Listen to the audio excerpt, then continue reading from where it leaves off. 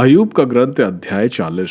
प्रभु ने अय्यूब को संबोधित करते हुए कहा, जो सर्वशक्तिमान के साथ बहस करता है क्या वह चुप रहेगा? जो ईश्वर पर अभियोग लगाता है क्या उसे और कुछ कहना है? अय्यूब ने यह कहते हुए प्रभु को उत्तर दिया, मैं कुछ भी नहीं हूँ, मैं तुझे क्या उत्तर दूं? मैं होठों पर अपनी उंगली रखता हूँ। मैं एक बार बोला, मैं दोबारा उत्तर नहीं दूंगा। मैं 2 बार बोला, मैं और कुछ नहीं कहूंगा। प्रभु ने आंधी में से अय्यूब को इस प्रकार उत्तर दिया, शूरवीर की तरह कमर कसकर प्रस्तुत हो जाओ। मैं प्रश्न करूंगा और तुमको उत्तर देना पड़ेगा। क्या तुम सचमुच मेरा निर्णय अस्वीकार करना और अपने को निर्दोष सिद्ध करने के लिए मुझ पर अभियोग लगाना चाहते हो? क्या तुम्हारा बाहुबल प्रभु के जैसा है? क्या तुम्हारी वाणी प्रभु के मेघ गर्जन जैसी है? तो अपने प्रताप के आभूषण धारण करो, महिमा और ऐश्वर्य के वस्त्र पहन लो। अपने क्रोध की बाढ़ बहा दो, सभी घमंडियों को नीचा दिखाओ। अपनी क्रोध भरी दृष्टि मात्र से घमंडियों को झुकाओ, सभी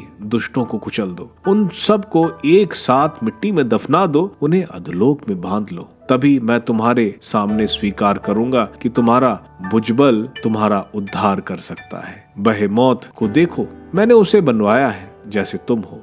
वह बैल की तरह घास खाता है, फिर भी उसकी कमर में कितनी शक्ति है, उसके शरीर की मांसपेशियां में कितनी ताकत है। वह अपनी पूंछ को देवदार की तरह कड़ी करता है, उसकी जांघों की नसें चुस्त हैं, उसके हड्डियां कांसे की नलियां जैसी हैं और उसके पैर लोहे के दंडों जैसे। वह ईश्वर की उत्कृष्ट कृति है। वह अपने साथियों पर राज्य करता है। पहाड़ी और मैदान के पशु उसके अधीन होकर उसके आसपास खेलते कूदते हैं। वह कमल के पौधों के नीचे दल दल के नरकटों की आड़ में पड़ा रहता है। कमल के पौधे उस पर छाया करते हैं, तट के मजनू उसे घेरे रहते हैं। नदी में बाढ़ आने पर वह नहीं घबराता, यर्दन भले ही उसके मुंह तक आ जाए, वह विचलित नहीं होता। कौन उसकी आंखें फोड़कर और उसके नाक छेद कर उसे फंसा सकता है? क्या तुम लिब्यातान को बंसी से फंसाओगे या उसकी जीभ को रस्सी से बांधोगे? उसकी नाक में नकेल डालोगे या उसका जबड़ा